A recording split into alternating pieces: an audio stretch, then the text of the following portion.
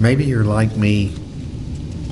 Maybe you've heard this parable dozens of times. So many times, in fact, that you would rather not hear yet another sermon about the different types of soil. The soil that had been flattened by people walking on it, the hard and rocky soil, the thorn-infested soil, and of course, the good soil. And each sermon ended with the question, what kind of soil are you? Leaving me to feel bad about my own spiritual life. I'm pretty sure that I'm not the good soil, because the best that I can tell, I'm not producing fruit at the rate of 30-fold, 60-fold, and certainly not 100-fold. Heck, most days I'm not sure I'm producing fruit at all. But Debbie Thomas says we miss something crucial when we read this gospel text as the parable of the 4 soil types, because that is not what it is. It is the parable of the sower. It is a parable about the nature and character of God, she writes, about God's kingdom, God's provision, and God's extravagant generosity. It's a parable about a sower who casts seeds everywhere. Everywhere. If you've ever watched what a toddler does with a fistful of confetti, you've got the picture. Seeds are tossed into the air, landing on sidewalks, playgrounds, back alleys, and parking lots. The wind catches them and they fly into the mud puddles and meadows, settling on rich soil as well as on cow patties.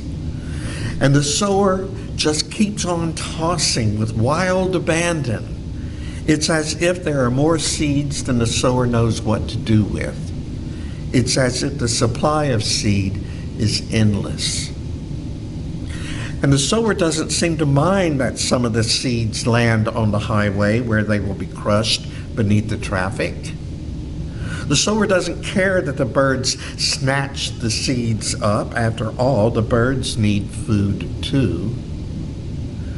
The sower seems to understand that there will be enough seed to accomplish their purpose. And so they see no need to be stingy with the seeds. That sower, God, is generous with the seeds of love that are being tossed around so wastefully.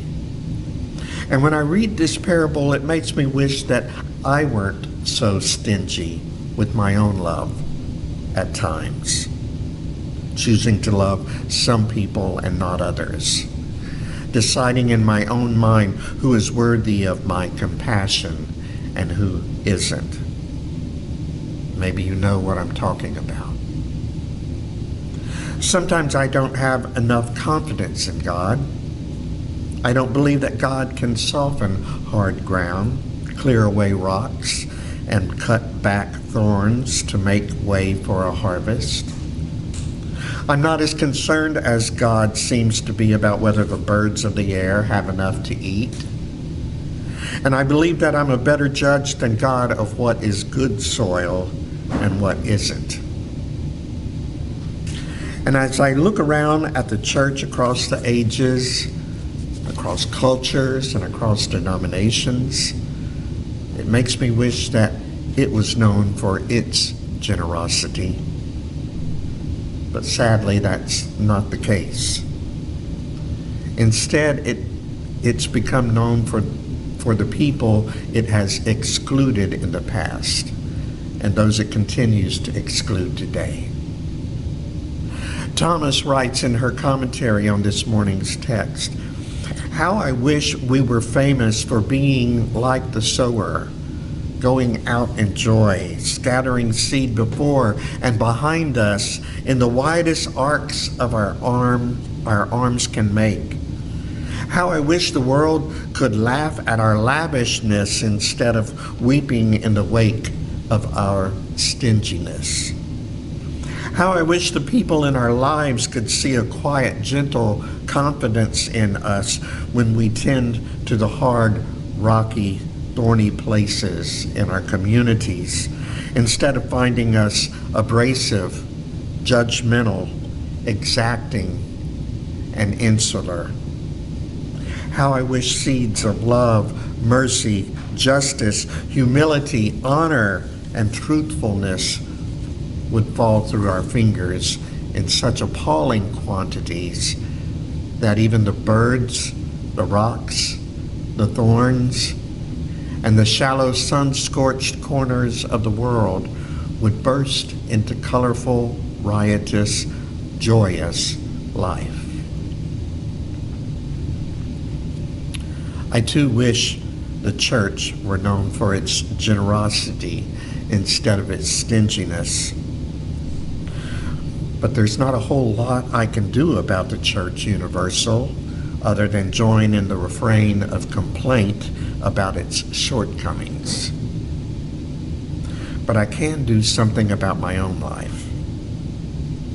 I can take a look within myself and resolve to be like the sower in this morning's parable. Because when I do that, then I'm closer to experiencing the kingdom of heaven that Jesus was always talking about. A kingdom that is noted for its topsy-turvy way of living. A way of life in which we love our enemies. One where we share what we have with others instead of hoarding it. One which lifts up the lowly and casts down the high and mighty. One in which a sower errs on the side of wastefulness in order to make sure that my seeds of love, mercy, and justice have as much potential as possible of taking root. In the end, we don't really need to worry about whether we are good soil or rocky soil. God seems able to use us regardless of our soil type. Instead, we would do better to ask ourselves why we aren't more like the generous sower in this morning's parable. Why do I insist on clinging to the idea that it's a dog-eat-dog world and I need to look out for number one because no one else will? Why am I so afraid to love indiscriminately? And why do I feel that this sort of joyless existence is a better life than one in which I can live free of the fears that bind me? Ironically, I experience joy only when I let go of those ideas. I experience joy when I try to love the way that Jesus loved, even when it's not appreciated the way that I think it should be appreciated, or even when I get hurt in the process.